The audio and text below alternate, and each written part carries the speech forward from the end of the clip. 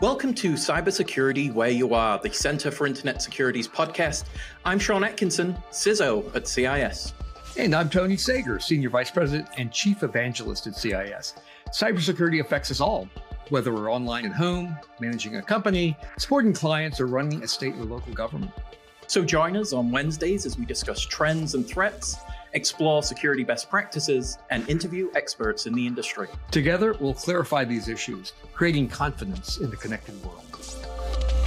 Hello and welcome to the show Cybersecurity Where You Are. I'm Sean Atkinson, CISO here at the Center for Internet Security, joined by the host with the most, the Hall of Famer, the difference maker, Mr. Tony Sager. Tony, how are you, sir? Great, Sean. Great to be back. Awesome. We have got a really interesting show today. So we have Nick Rust and Stephen Thomas, part of CIS, coming to talk to us about aligning Secure by Design with CIS Secure Suite, CIS Hardened Images, and cloud resources. So, Stephen, why don't we start with you? A quick bio. What do you do at CIS, and anything you'd like to share with our audience? Yeah, happy day, Sean. I lead revenue here at CIS, as you well know, and Tony does as well. So happy to be here with you guys. First-time participant, long-time listeners, so very excited to be here. Been in the cybersecurity world for the last 30 years and had the opportunity to come and join into the mission that you and Tony have been driving for such a long period of time, and wanted to really be able to participate and work with what is an organization that drives security across the ecosystem and with our state and local partners out through the multi-state ISAC. So really excited to be here. Thanks for having me. Absolutely. Thank you, Stephen. And Nick, over to you. Thank you, Sean. Very excited to be here. Long time participant. Excited to have the opportunity to chat today. So my role here is Director of Distribution. And what that means is I have the opportunity and privilege to work with our channel partners across cloud, AWS, Azure, Google, as well as the resale partners and other partners and customers working with our resources in cloud environments. Wonderful. Well, thank you both. And again, this is going to be a rich discussion where really trying to take the concept of secure by design, integrate it into really operational practices for many different organizations across different categories. We're going to think about how we fit into an ecosystem to support secure by design. Now, Tony, we've heard secure by design for maybe a number of years. In fact, I would say maybe you even generated secure by design. Just again, I always give you attribution for everything, but we've gone through this path, right? And CIS, with our unique offerings and perspectives in the market, trying to help and bring some critical elements for really the modern enterprise, thinking about secure by design. I wanted to get your thoughts first, and then we'll open up some discussion with the team here. Yeah, I mean, just for background, my technical career, my first career at the National Security Agency was in software vulnerability analysis. So finding flaws in software, basically the hunt for 0 days. And at that time, it was part of government development programs. So you had kind of a controlled life cycle, right? Trusted contractors, people with clearances, using special tools, very tightly controlled target environments, and so forth. That rarely exists in today's world. Today's world is much more complicated. Software is composed from all kinds of pieces and parts, and winds up in places that are hard to design for. Right? You can't anticipate all the uses of software.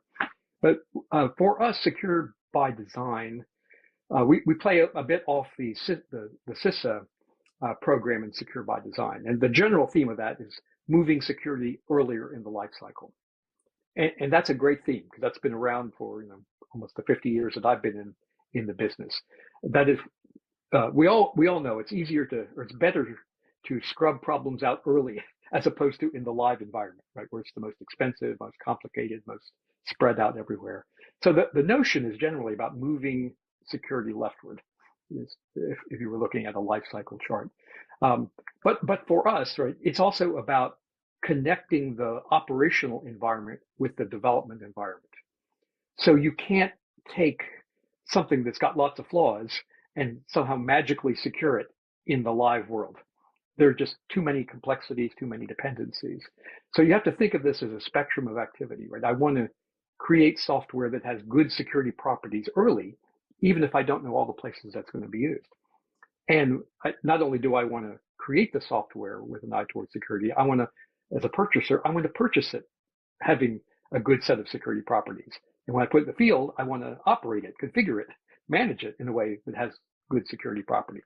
And then I want to manage it continuously, right? Because stuff will change, people will make mistakes, software will be updated. So if you look across that spectrum, that's the kind of life cycle approach that we have taken at CIS with lots of our things. People think of it as at the tail end of the life cycle, right? Configure your Windows desktops and all that. But really, the Secure by Design sort of highlights the entire life cycle. And so we talk about, what about the security of the system that we're developing software on? Well, if that doesn't have good properties, I'm not sure what's going to come out of it, and so forth, right? So you have to be able to connect the whole thing. So that's kind of the very short summary of the thinking behind the paper that we released. And of course, a lot of that confidence, our tagline, creating confidence, connected world, it's more than a bumper sticker, right? We create confidence because we're working with known configurations. We can manage to them. We can report on them. We can be alerted when they change. And so we tried to bring that thinking all across. We pointed to things that have known security properties, specifically the NIST secure software development framework, as a way to anchor that, right? Rather than create that, we use that, identify the most important subset, and so forth. But the presence of, or the existence of the pieces from CIS make it pretty straightforward. That is, we know what we should be asking for, both in the development side and in the live operational environment. Wonderful. Now, Stephen, in your career and now at CIS, I mean, you've heard and even assessed Secure by Design from a perspective of where does CIS fit into that overall philosophy for an organization? And what unique value generation or value proposition does CIS provide an organization through, let's say, our Secure Suite program? Well, I think Tony mentioned it, which is if you think just moving left, if you will, and how do we start out we have a number of small technology companies that partner with us around our Secure Suite platform, really for access to our CIS controls and CIS benchmarks. And it becomes the foundation for their set of systems around developing software. It helps them prioritize that operating model for what are kind of the foundational safeguards they're putting in place for that software application that they're building. And it's that foundation and that set of systems that then governs. And for me, I think one of the great things about the controls, whether you apply them to that specific system or a broader organization, is it really allows you to, rinse and repeat, right? So you're always developing something that's secure and you're building in a secure environment. And then if you tag along the backside of that, and Nick is here and he's going to be talking about kind of some of our capabilities in public cloud and the work that we do. But if you think about the benchmarks, is then taking the controls down to a very fundamental level around a system and saying, how do we make sure that as we deploy the controls in a very tactical, technical way to all of our systems, we make those configurations standardized and we make them repeatable once again, right? Where they become secure by default, they're secure by design in the process. And that's what gets me excited. I think you could always go look at the next widget or the security thing that's really cool and neat that day. But if you aren't doing the basics around controls management and configuration management, it doesn't matter how great maybe widget number 3 might be. It's not going to solve for some of the gaps that you might have, if you're not leveraging a controls framework like the CIS controls. So again, that's what Secure by Design and Secure Suite mean to me. Is we partner with, again, software companies, healthcare companies, and our SLED partners out there. Oh, 100%. I love the foundational element because it really does set that repeatable process from an architectural schematic, right? I can build that same capability multiple times and scale it with our capabilities and what we're providing.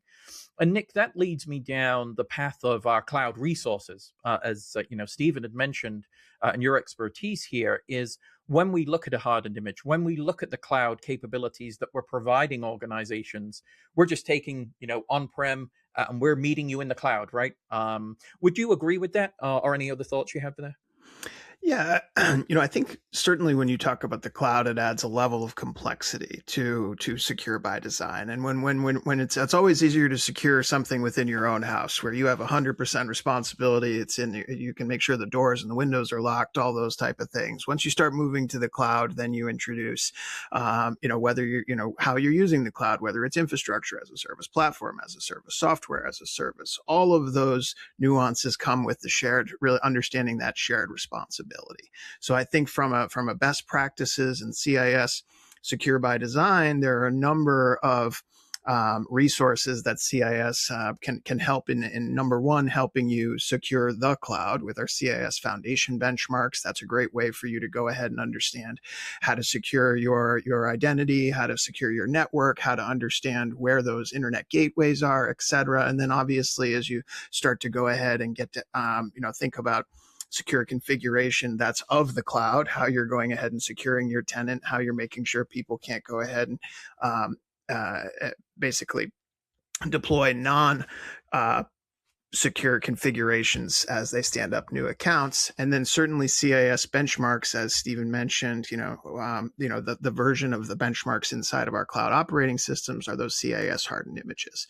So from a controls standpoint, you're able to go ahead and have the secure configuration of the operating system for whatever you're going ahead and standing up. And there's certainly lots of values to lots of additional resources CIS had. Our CIS Cloud Controls Companion Guide, which will actually help those organizations with that prescriptive. Here's how you can go ahead and prioritize some of these hundreds of cloud services that are available and changing every day. So from those perspectives, certainly secure by design inside of a cloud environment presents additional complexity to how you're going ahead and securing it. Well, but Sean, I think the other thing is here, really, again, going to Nick's point, it takes the guesswork out of it. Right. And that's really what we're trying to do here as we think about, or as a security organization, and better than anyone is the CISO for CIS, is if the more you can remove the guesswork for your operating partners, so for the development teams, the people that are building the environments, again, going back to that repeatable, stable configuration, repeatable, stable security processes, that's really what we're looking to build here. So again, it's all about that repeatability and simplicity that we're looking to bring to our partners. Yeah, exactly. We've done the hard work for you, right? In these cases, because it leads me down this path. And Tony, this is one of the things I wanted to at least review is when we think about secure baselines. We've implemented, let's say, a benchmark. Okay, so you've got your foundation. Well, we're done, right? I secured by design this foundation. It's whoa. There's a life cycle here that do not just stop and I've mitigated the risk. And again, I think this is where the controls, the Cloud Companion Guide, all of the capabilities that we're providing help you continue that build, as it were, through secure design, operationalization, to Stephen's point.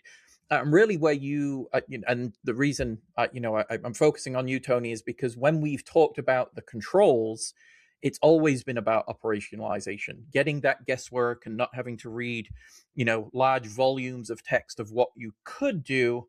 But here's some actionable items that actually have proven to have that capability to move you into not only secure by design, but throughout that entire life cycle. Is that the right philosophy to think about? Yeah, you nailed it. I mean, my experience growing up in the Defense Department, watching people run networks while fighting wars, literally in sandy tents, around the world. People who haven't worked that front line don't realize how many thousands of options and settings, and I mean, just an extraordinary amount of tedium and detail in any sort of system, right? And it's complicated, umpteen technologies, each of which has hundreds or thousands of potentially security relevant settings that you have to worry about. Well, I don't know about you, but I haven't worked in an enterprise that has an expert in every one of those technologies, right? Someone who could understand it, understand the attackers, be able to figure out the best possible security configuration. And so a lot of our work is about bringing the best minds together. I sometimes talk about, Stephen, for you, about the benchmarks is you get the benefit of the wisdom and experience of people that you can't afford to hire. In fact, you probably can't find them, right? And they will come together as part of our volunteer workforce to create this content what we provide is sort of the professional infrastructure for it, right? The way to gather people, define when it's going to get done, define the roadmap, work with the vendors, build alignment to public policy, all that. So that's what we do as a company. But all that analysis is, you get to benefit from an amazing army of people who contribute to benchmarks and also controls. And so that's, the bad news is we're all connected. Therefore, one problem affects us all. The good news is that gives you the opportunity for collective action. And so being able to get to a baseline with known security properties, right? Something that you can have some confidence in is actually, in my experience, out of reach for most enterprises. If they try to do it on their own, they're just not going to get there. And if they do it once, they certainly don't have the energy to do it again for the next version, again for the next patch, for the next hot fix. It's just too much. And so the ability to marshal all those resources, and I bet, Stephen, you know the numbers better than I do, but I mean, we cover 100 plus technologies. We keep them current, right? So we are constantly refreshing that content in a way to keep up with a ever-changing problem. And again, that is out of reach. I've worked for some of the biggest networks on earth through the Defense Department and NSA. There just aren't enough people to keep up with all that stuff. And so, it's folly to try. So better to put your heads together. Let's benefit from all this, because then we can focus on, let's manage our network so we can actually deliver service or whatever the work is you have to have in front of you. I'll say also, Sean, again, you see this uniquely as a CISO, right? You're putting together building blocks that have properties that you can count on, and you're building the machinery that will both measure, report, allow you to manage this. At the same time, the network is not there for joy; it's there for service, right? It's there to serve our employees, allow us to interact, provide value to customers. So all that has to come together. And I think that's, again, starting from that baseline. For those of us who have been around for a long time, and I said this in 2001 and 2 and 3 when I was first getting into this kind of stuff, good configuration management or security configuration management is the bedrock of every successful security program, period. Right? If you can't do that, you got a lot of problems. You can't count on magic or, reading the right threat report or the right tool is not going to save you if you don't know what you have, if you can't manage it, know when it's not set up the way you expected it to be and all that kind of stuff. So that's I think, that provides us, again, the ability then to focus on the job, right? The operation, the mission, and manage the machinery, which is incredibly important, but without dealing with all those millions of details. Hey, Tony, quick question for you, just in the vein of, you were talking about that operational environment, right, where everybody's trying to do something at once, and you've got your cloud architect, you've got your builders. One of the things that I think in all organizations that they struggle with is the common language, and it's one of the things that really, or again, the baseline, say IG1, just core controls, is how do you manage that language, and how does something like the controls help you communicate in a simplistic way across an organization? Sean, this might even be to you as well, right? To me, offering that foundation of how you communicate, and so that everyone's using that same language, is almost as important as defining those controls early so that people know what you're asking for. Yeah, Steve, that's a great point. Sean and I had this discussion on earlier podcasts, but, I grew up in a world where trust was binary. You were trusted or you weren't. You had a security clearance or you didn't, right? It was a trusted developer or they weren't. That doesn't exist anymore. So trust is the loftier term, is a dynamically negotiated condition. And Sean deals with this every day, right? With suppliers, third-party issues, all that stuff. And so that language issue, okay, I'm going to bring you into my supply chain. To do that means we're going to exchange certain kinds of messages, certain kinds of data. How can I trust that you will handle that responsibly? Because I'm legally obligated, based on the sector that I'm in or whatever. Well, one way to do that is to say, how do you protect all your desktops and servers? Here's how we protect ours, right? So it provides the basis for a language of negotiating trust.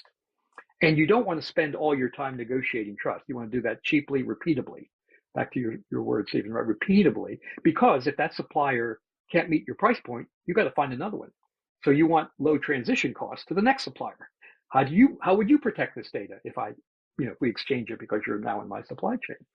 So providing a basis for that, and by the way, there won't be one size fits all. I used to get that a lot when I was down this road, started on this road. No, there isn't. But the baseline really matters, because in any given enterprise, there'll be a few exceptions, right? Some legacy application that has to run, some port that needs to be open because of some connection thing that they had from the 1990s or whatever. Well, okay, that's a place for a human to inspect, look at the term from this as compensating controls. This, Sean, I'm describing your world. This is your world, right? And then, so you say, okay, I protect my data according to the CIS way. Here's the 5 exceptions. Let me tell you why and what I have done. How would you do this?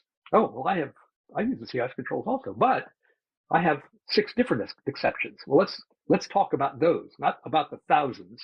Let's talk about those few, and let's see, can we get to a place of confidence where we both believe, right, that this connection will not increase the risk to either one of us. So it seems to me, as a non-CISO, that's the right level of conversation, right? This negotiation, the common language of controls and so forth, seems to me the right place to start. Exactly. Well, I'll answer that question, but I'm going to keep our audience on the edge of their seats by taking a quick break, and we'll be right back. Tony, cloud security is like setting up a new home security system. You have responsibilities like setting up alarms and locking certain doors. But unlike a home security system, cloud security doesn't come with a manual. No, you don't have a definitive guide to what you need to harden in your cloud environments or how. There's got to be a better way. Thankfully, there is. CIS hardened images. These virtual machine images come pre-hardened to the CIS benchmarks, providing built-in cloud security and compliance without any guesswork. CIS hardened images are also available for just cents per compute hour, saving you time and money managing your cloud security posture. And all while using major cloud service platforms like AWS, Azure, GCP, and OCI. Cost-effective cloud configurations, CIS hardened images are ready to go when you are. Spin one up today by visiting cisecurity.org. Okay, we're back. So my answer to that question is ditto to what Tony said. I'm kidding. no, you live that world. I just pontificate about that world. Exactly. No, you're absolutely right. And one way in terms of that translation, and Stephen had identified it with, the control basis is a way that we capture really the elements and requirements of security throughout sections of the organization. But one of the things to note is it's not the same communication strategy to everybody. It's toned and the vernacular is different to different groups based on really the risk assessment, their integration in terms of our overall compliance program, and how we then factor in the controls that affect the organization. And so it does change based on who you talk to. And we condition that in some cases. And again, it's not to not provide all of the controls, but in some cases, it's not necessary. So we try to compartmentalize it in such a way that is, one, translatable, two, it can be received, and one, doesn't create that confusion, because that's exactly what we want to do, is remove that complexity, remove the confusion, and allow everybody to contribute in a way that, one, is effective, but again, doesn't affect the business. And again, Tony, you mentioned this, right? We still got a business to operate. If it was, if I'm going risk averse, I'm saying disconnect from the internet and we're all set. I've won. They're secure by design. But you're out of a job. Exactly. That'll be my first and last decision, and well done. I'm feeling attacked here, Sean, because you're talking about groups in the organization and, being part of the sales and marketing organization. I'm wondering what you tell people internally, how you communicate to our organization here, right? Is this, we're the granimals picture folks, right? Is that what you're trying to suggest? I would never, ever say that on air. Wonderful. Now, Nick, we go down another path with cloud. And as you mentioned, there's a difference between on-prem cloud infrastructure. There is the concepts of really transparency in that space from a platform as a service, infrastructure as a service, software as a service. We're trying to meet really our membership and the world with some of the materials that we're putting out in terms of cloud resources. So when we enter that element of responsibility, we also take on some of that responsibility by trying to assist in the space, both through hardened images and the resources. Anything you describe there and how we're trying to meet really the membership and the world in the space? When I hear shared responsibility, it takes me back to Tony saying, I think, reminding me the first time he'd heard me say, it doesn't mean shared accountability. And, it's still, if you own the data, you're responsible for making sure it's secure no matter where it is. And so I think from that perspective, it's important for everyone, as you said, to, meet them where they are and understand, where those, technical debt in maybe something that wasn't not secure by design previously, and I've just lifted and shifted it to the cloud. If I've just moved something that was not really designed, into an environment that's different than it, you're bringing in, again, you're increasing your risk by bringing these different workloads that were from an on-prem environment into a cloud environment. And so again, it's just increasing that complexity. I also see from the standpoint, we see a lot around, specifically around the secure configuration of the operating systems within the cloud. And that's where hardened images can really help those organizations from securing your supply chain, right? I know that if I get this out of the marketplace, that it's current, it's available, it's been patched from that standpoint, and I'm bringing it into my development process so that when that resource goes online, it is secured and you've understood, this is a known good. It's starting from our golden image, and we're able to go ahead and move forward. And then at the same time, you've built those automations to continuously go ahead and understand, where are you in compliance? How are you assessing it? What's your remediation look like? So again, I think, there's a lot of opportunities with CIS hardened images as well as the cloud and using automation to help you go ahead and reduce those risks, those vulnerabilities. I think we saw a shameless plug from Verizon DBIR, vulnerability still one of the top breach kind of points from there. Obviously identity as well. Identity in the cloud is very different than when you're in an on-prem environment. Traditionally, the castle and the moat, right? That identity has become the new firewall. And I think in the complexities of organizations, and certainly, depending on if you have one cloud environment, an on-prem, a hybrid, or potentially, a secondary cloud environment, there's a lot of those connections between it that all need to be, have the process and the security controls in place to understand how it all works together. One of the things I see people get stuck around is, I want to do it all. And they start eating the elephant rather than saying, hey, I've got a legacy application that we're trying to move to public cloud.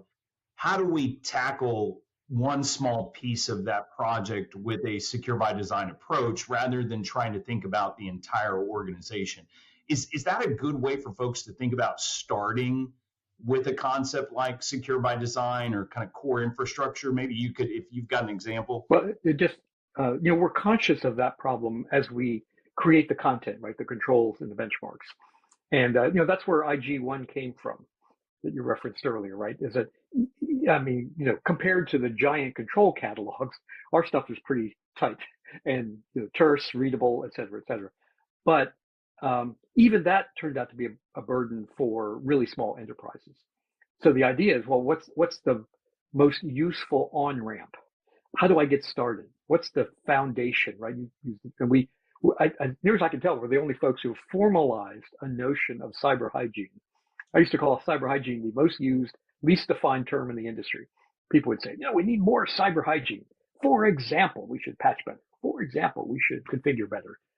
Well, that's all true, but examples, you can't build a program of improvement around examples, right? You need structure. And that's the idea, was we could provide that structure to help people go from the starting point to something more complicated, either as their requirements change or they mature or their marketplace differs and demands higher security. Those are all paths that people will take, but you don't want to throw away the work you've done and start over. You want to just build on the foundation, right? But Sean, actually, you thought about this and done it for us, right? You took us from a particular state to, and there's a certain joyful paranoia in being the CISO for a security company. So I'm sure you have a story here. Well, exactly. I think it gets down to this, is when you try to drink the ocean, as it were, in terms of this overall capability, or eat the elephant there from Stephen, is you're bound to failure. What you're going to get is overly saturated with information, requirements, risks, and you're not going to be able to compartmentalize those at all in such a way that allows you to iterate. You have to start iterating right from the beginning. And this goes back to Secure by Design. That's the way we did it at CIS. We tore when I started, and this is now, goodness, nearly over 8 years. When I first came in, when we went through really thinking about Secure by Design, I stripped everything down to kind of the foundation, to Stephen's point, and said, let me iterate in a way that, one, I'm not affecting current security operations, right? Those still exist. I didn't rip out all the firewalls and everything like that. But what I did was, where's the concepts and what's the riskiest thing for the organization? And I had to put myself in a perspective of really the red team. What am I thinking about from threat? I then can translate that into elements of risk. Now I start to do prioritization, and that helps me now build the 30, 60, 90, right? So I can start to assess, build capability in the space, move in a direction, one, that gives me momentum, that I can prove has a requirement to be assessed at that particular point in time, and continue to iterate. It became very projectized at that point versus trying to operationalize everything all at once. You're just not going to get success. And the reason I know that is because I tried it, not here, but at a previous organization. I was doing exactly. Yeah, Tony, exactly. So at a previous organization, I was responsible for global compliance. And I said, okay, how many things do we need to comply with? There was 8. Okay, we're going to do them all. And so now I have 8 different elements. I didn't have the translations, had to create that myself in terms of what are we going to start with? And this led me to, and this is the story of me integrating to the CIS controls version 5. Because I said, I look at all 6 of these elements, and now try to bring them together. I said, I don't know really what to do, how to approach it. So I brought the controls in, used that as the translation, and now started to align. I said, okay, now I can execute on these things because I know what is a capability that can be measured, monitored, and implemented as part of an operation versus this ephemeral control this. Okay, how? I have no idea. So that's really where I started with the controls at version 5, and it helped me to take that and start to build that projectized approach, rather than, like I said, trying to drink the ocean there. Yeah, good story. Hey, Nick, I wanted to come back to one thing that you raised and really emphasize it for the audience here. And you talked about, again, the hardened images, the cloud, and so forth. And, we use this, at least in the early days, we use this tagline, creating confidence in a connected world. And it's more than a bumper sticker for us, right? Creating is an active thing. Confidence is not about perfection. It's about, you can trust the technical competence, the knowledge, and so forth and all that. But I wrote a thought piece recently, a play on the word. It's conveying confidence. And you guys live this, right? Whether you get the content by downloading it from our website, using our tools, or through a vendor partner, or through a hardened image, we go to extraordinary lengths to make sure that what you get is what we intended, through both technical means and business means. So tell us your perspective. How would you answer that question for somebody that says, hey, if I do this thing through this cloud provider, how do I know it's really what you guys said? Yeah, that's a great question, Tony. And I certainly, I think when you talk about a security policy, and then trust but verify how that policy is implemented, right? One of the things we've seen before is, oh well, everything's hardened to a CIS level 1 benchmark. Okay, who's doing that work? Oh well, our team downloaded it off GitHub, and we're applying that script in this, and again, so yeah, from the policy perspective, they were making a level 1 CIS benchmark, but it was outdated. It wasn't supported. It was, who knows who put that script on GitHub, and from that perspective. So again, when you're a CIS member and you're leveraging Secure Suite and our tooling to go ahead and create that golden image off of that benchmark, it gives you that confidence, as you're saying, and from Sean's perspective, that artifact, I can now prove this came from here. It was was known good to this golden configuration. And now we've gone ahead and been able to move that in the same way that you can go ahead and reduce that supply chain risk by using a hardened image out of one of the CSP marketplaces. So you can, by basically using that, either whether it be our direct membership tooling to create that, or certainly a third party. We work with many product vendor members that are third parties, that can go ahead and work with it. Again, you're able to go ahead and make sure that as that resource is deployed, that it is deployed to the organization's design standards and essentially,